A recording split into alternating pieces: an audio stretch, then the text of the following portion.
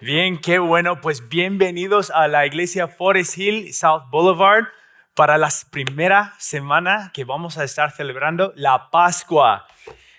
Aunque lleves toda la vida en la iglesia o estás visitando o si sabes lo que crees o no sabes lo que es que crees, mi oración es que cuando salimos hoy de aquí podamos entender más, un poquito más, porque el mundo nunca ha dejado de hablar de lo que pasó con Jesús hace 2000 años. Que yo creo que todo el mundo por lo menos ha escuchado la frase que Jesús murió por nuestros pecados. Pero escuchar esa frase no necesariamente quiere decir que nosotros lo hemos entendido o si lo hemos explorado. Pero la verdad es que es la verdad más grande que se puede celebrar. Aunque no lo entendamos perfectamente, ni los sabios, los más sabios, el hombre común, todo se trata de esto. Jesús murió en la cruz y resucitó, venció la muerte, que quiere decir que nosotros ya tenemos una forma para estar unidos con Dios. ¿Les parece buenas noticias? ¿Un poquito? Espero que sí. Yo me llamo Roland, soy el pastor de jóvenes. Tengo el privilegio de poder proclamar esta verdad a los estudiantes de secundaria y de bachillerato en esta iglesia. Pero yo creo que es el deber de cada cristiano proclamar esta verdad de Jesús, de que murió por nosotros y nos dio una forma para estar unidos con Dios. Lo hizo en la Pascua hace 2000 años y mi esperanza es que esta Pascua esa verdad te llene de alegría, de esperanza y de paz por entenderlo de una forma nueva, ¿ok? Y mi esperanza también es que su respuesta a esta verdad evangélica te permita a navegar las tormentas de la vida, sea como sea, porque entiendes mejor que Dios te escucha, que Dios te acompaña y te entiende, y que se importa por ti, se preocupa por ti. Es que lo sabemos por Jesús. Es la mejor evidencia que tenemos. Por su amor por nosotros, sufrió como nosotros no podemos imaginar. Y muy a menudo cuando hablamos de la Pascua, nos enfocamos más en su sufrimiento físico.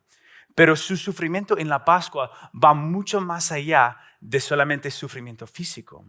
Por ejemplo, la traición. Alguien ya ha sido traicionado aquí en la iglesia de alguna forma.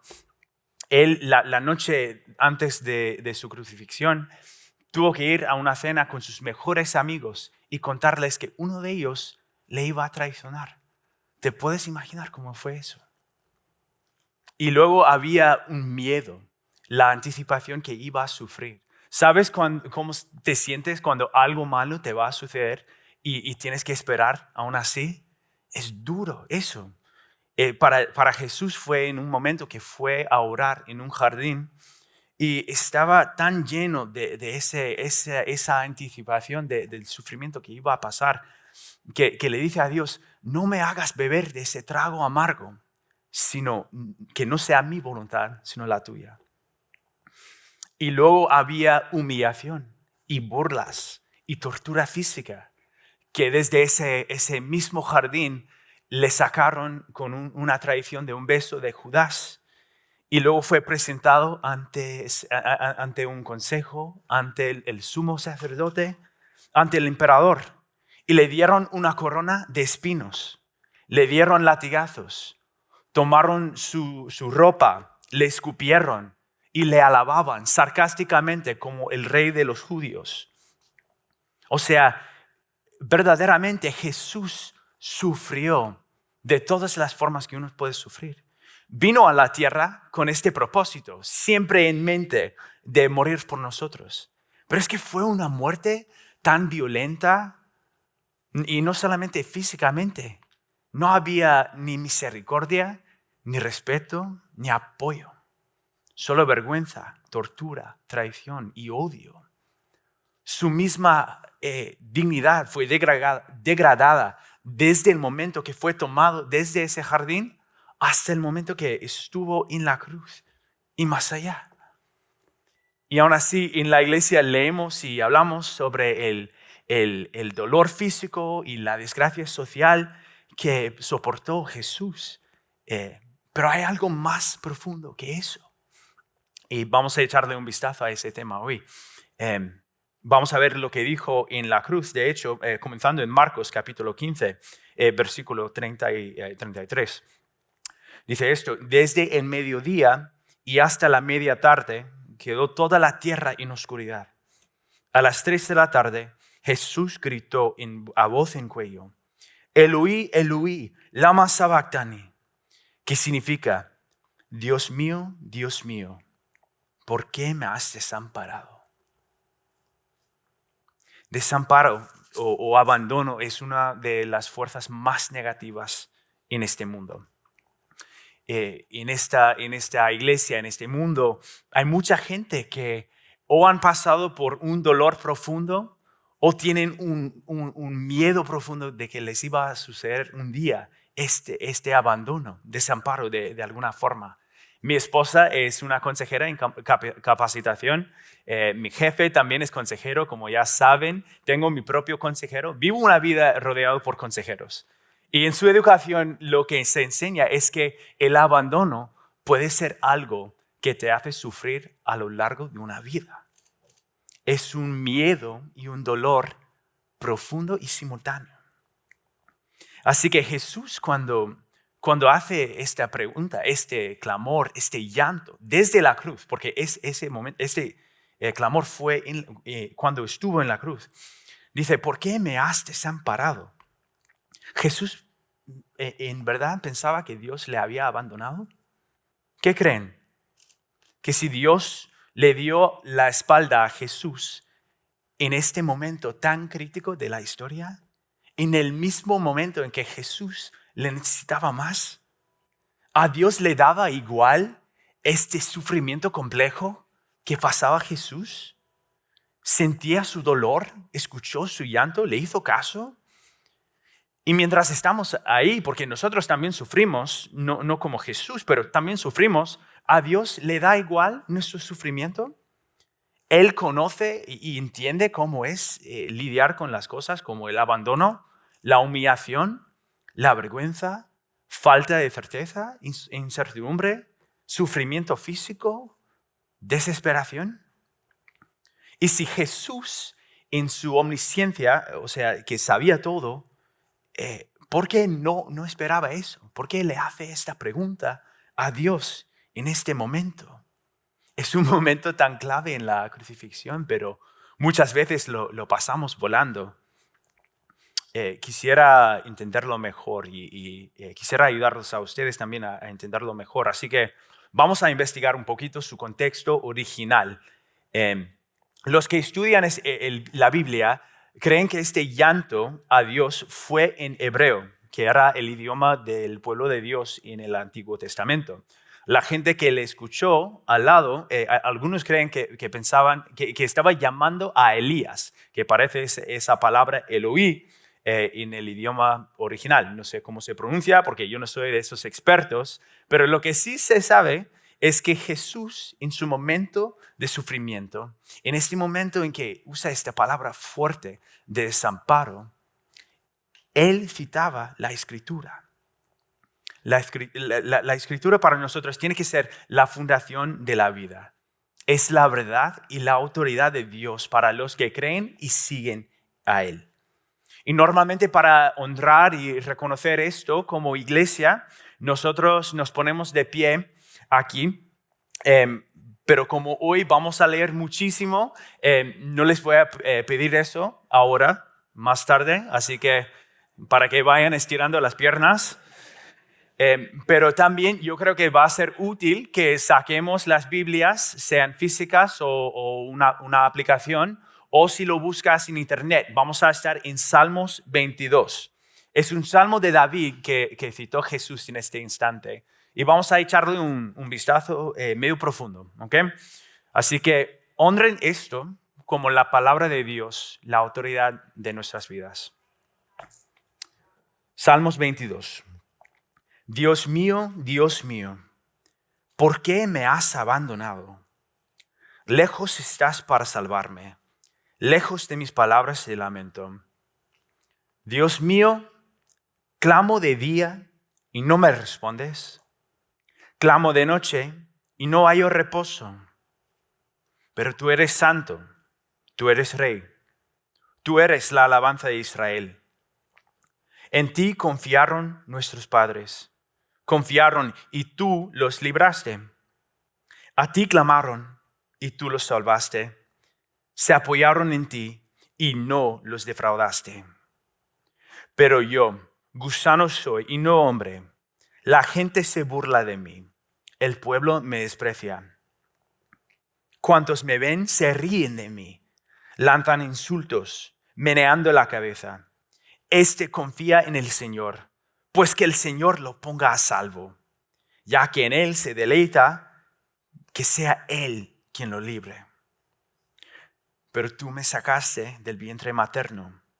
Me hiciste reposar confiado en el regazo de mi madre. Fui puesto a tu cuidado desde antes de nacer. Desde el vientre de mi madre, mi Dios, eres tú. Así que no te alejes de mí, porque la angustia está cerca y no hay nadie que me ayude. Muchos toros me rodean, fuertes toros de Basán me cercan. Contra mí abren sus fauces leones que rugen y desgarran a su presa. Como agua he sido derramado, dislocados están todos mis huesos.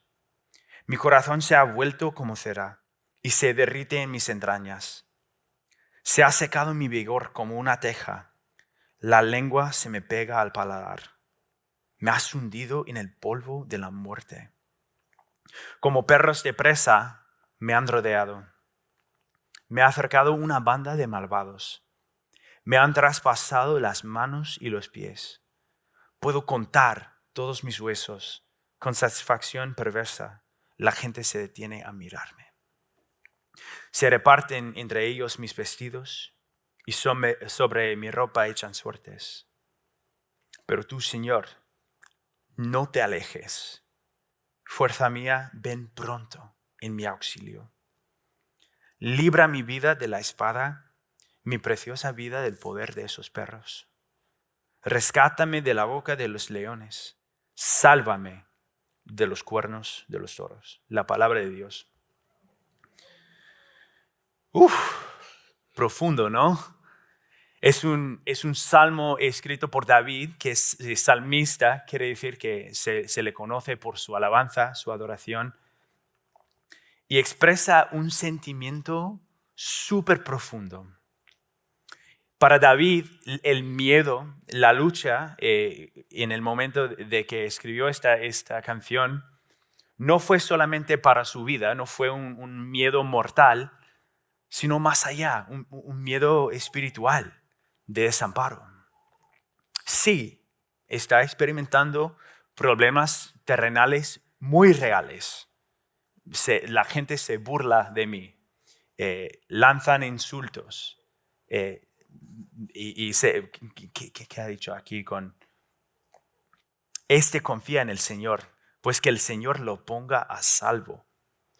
O sea, sus enemigos son poderosos y le amenazan.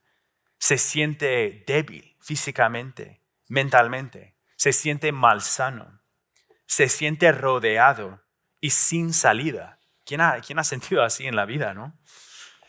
Pero lo que teme más es la falta de Dios, la ausencia de Dios cuando más le necesita.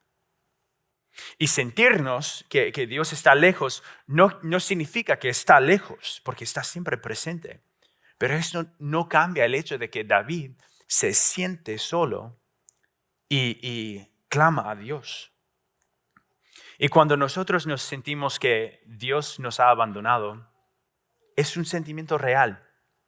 Es un sentimiento que nosotros no somos los primeros en sentirnoslo.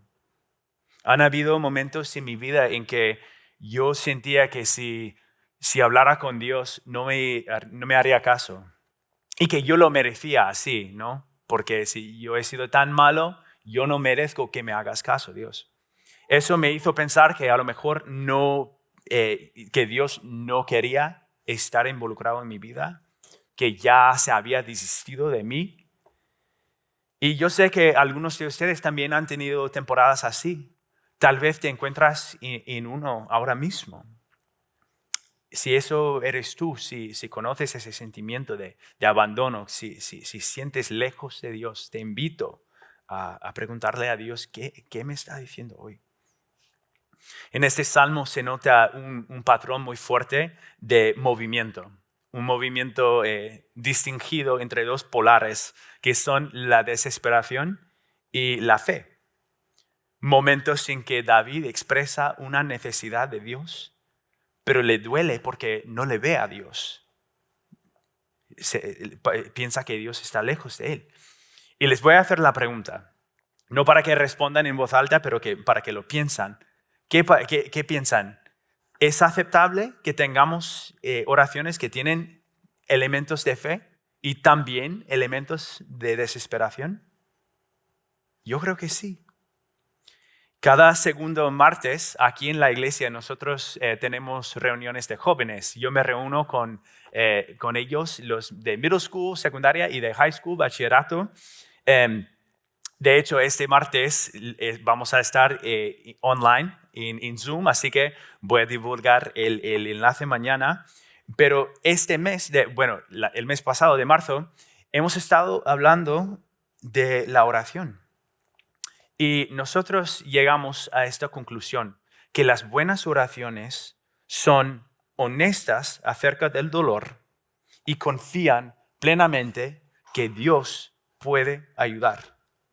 Pensemos en esto. Las buenas oraciones son honestas acerca del dolor y confían plenamente que Dios puede ayudar. La palabra clave, y, no es pero, no es a pesar de que, no, es ambos. Hablando de este tema con los adolescentes me abrió los ojos mucho. Y mira cómo lo hace David. Vamos al versículo 1 de ese Salmo 22. Aquí un ejemplo de la honestidad que tiene y la esperanza también en los primeros 10 versículos. En 1 a 2, desesperación. ¿Dónde estás? Voy a ver aquí. Si pones el 22, 1 a 2 en la pantalla. Mira cómo lo hace David. ¿Dónde estás? Bueno, les voy a describir cómo es el patrón. Es versículo 1 a 2, desesperación. ¿Dónde estás, Dios? Y luego va en versículos 3 a 5, a fe. Tú eres quien siempre has sido, Dios. Nos rescataste al pueblo de Israel. Luego volvemos al tema de desesperación. Gusano soy, ni siquiera un hombre. Todo el mundo se burla de mí, me insulta. Y luego versículos 9 a 10, nuevamente. La fe. Tú siempre has sido Dios, siempre has sido fiel, siempre has sido soberano. Así que ahora, cuando lo vemos así, yo creo que hace mucho sentido que los adolescentes aprendan a orar así. Oran como esto. Dios, es difícil verte desde donde estoy ahora mismo. Me siento solo, me siento rechazado, me siento diferente. Mis enemigos, los demás, me hacen la vida más complicada. Siento rodeado por gente que se burla de ti y de mí. Se me insulta por lo que soy, por donde vengo y por lo que creo. Siento contra las cuerdas, que soy yo contra el mundo. Creo que me puedes ayudar, Dios, pero también quisiera saber que estás cerca. Y a orar así hace sentido que nosotros también oremos así, ¿no? Así que David nos da ejemplos fantásticos de cómo se debería orar honestamente cuando estas circunstancias son difíciles. Y ahora les hago la pregunta, ¿te hace más sentido porque Jesús ha orado esto en la cruz? Tuvo una gran desesperación, pero también una gran fe. Su sufrimiento fue real, trasciende sufrimiento físico a lo emocional y lo espiritual. Es un llanto de soledad desesperada, al único en que Jesús puede confiar. pero es que sí puede confiar en Él. Tú eres santo, tú eres rey, la alabanza de Israel. En ti confiaron nuestros padres, confiaron y tú los libraste. En sus momentos más débiles, Jesús escogió tener fe, aunque desesperaba también. Sufrió grandemente, pero también tenía la evidencia de quién Dios había sido. Y para él, para David y para nosotros, eso puede ser lo suficiente para que tengamos certeza de quién Dios será en el futuro. La buena oración es honesta acerca del dolor y confía plenamente en Dios por su ayuda. Así que en su llanto a Dios, en este momento en la cruz, Jesús dice, ¿por qué me has desamparado? No solamente está usando el lenguaje de David, citándole, está ecoando el mismo sentimiento del Salmo entero. Vemos similitudes en el hecho de que su situación actual no es una condición interna, sino circunstancias externas. Que su miedo y su dolor tiene que ver con ser abandonado. Y su clamor a Dios está pasando en el medio de esas circunstancias. Pero otro elemento que es muy importante para hoy y muy importante para que nosotros apliquemos esta palabra es una transición que pasa a partir del versículo 22, que vamos a poner en la pantalla, y voy a leerlo. De 22 a 25. Proclamaré tu nombre a mis hermanos. En medio de la congregación te alabaré. Alaben al Señor los que le temen. Hónrenlo, descendientes de Jacob. Venérenlo, descendientes de Israel. Porque Él no desprecia ni tiene en poco el sufrimiento del pobre. No esconde de Él su rostro, sino que lo escucha cuando a Él clama. Qué buena noticia. Tú inspiras mi alabanza en la gran asamblea. Ante los que te temen, cumpliré mis promesas.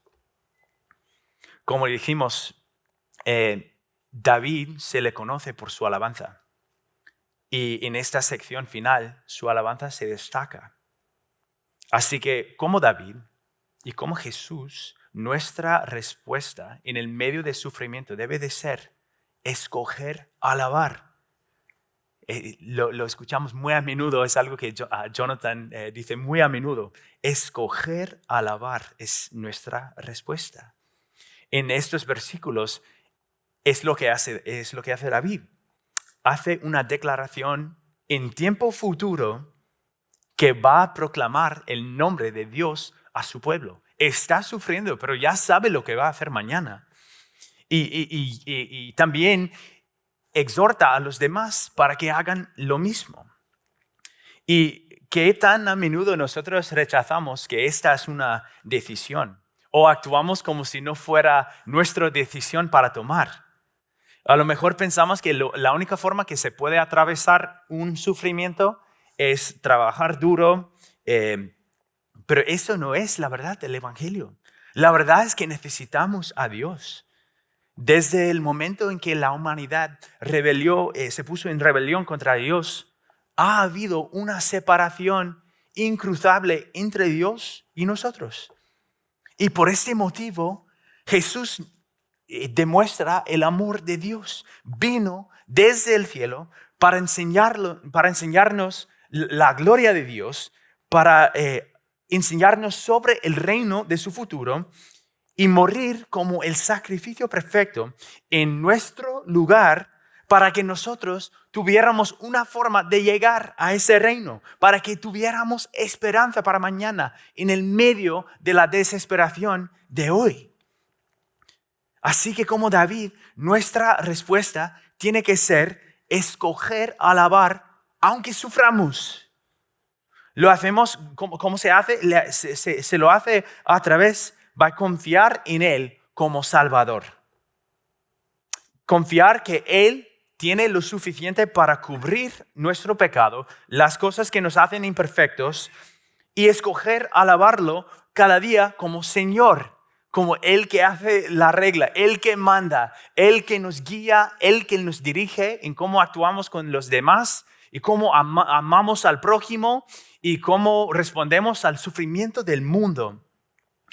Esto no va a cambiar la situación actual, no, pero sí va a cambiar tu esperanza. Las situaciones no siempre te van a favorecer, pero Dios te ha dado un motivo para que tengas esperanza, que es Él mismo. Tú a lo mejor estás sufriendo hoy algo, una desesperación que lo sientes muy profundamente. Tal vez estás dudando el significado de tu vida. Tal vez tienes una mala noticia en tu vida que parece ser el final. Pero yo tengo buenas noticias para ti. Jesús sabe lo que es sufrir. Él entiende. Y Él te da significado porque Él mandó su Hijo por ti. Así que tu sufrimiento no es el final porque Jesús sufrió para que tuvieras una vida eterna. Así que en su momento de sufrimiento, Él pudo confiar que Dios ya ha ganado la victoria. Y esta es la segunda cosa que se puede hacer. Confiar que Dios ya ha ganado la victoria. Así que imitémosle y confiemos juntos en Dios a través de la promesa que hizo en Jesús y la justicia que hizo en Jesús en la cruz. Para practicar, ahora sí que les voy a pedir que se pongan de pie para que leamos juntos este pasaje que declara la verdad de nuestro Dios poderoso. Y les recuerdo que esto viene al final de un salmo que se trata de sufrimiento, de desesperación, de miedo, de mis enemigos, de los que me desafían. Y esto es como lo termina David. Y esto es el sentimiento que lo está ecoando Jesús en la cruz. Que vamos a hablar más de eso la semana que viene. Salmos 22, 26 a 31. Comerán los pobres y se saciarán. Alabarán al Señor quienes lo buscan. Que su corazón viva para siempre. Se acordarán del Señor, se volverán a Él. Todos en voz alta. Todos los confines de la tierra, ante Él se postrarán todas las familias de las naciones. Porque del Señor es el reino. Él gobierna sobre las naciones. Festejarán y adorarán todos los ricos de la tierra. Ante Él se postrarán todos los que bajan al polvo, los que no pueden conservar su vida. La posteridad les servirá. Del Señor se hablará a las generaciones futuras. A un pueblo que aún no ha nacido, se le dirá que Dios hizo justicia.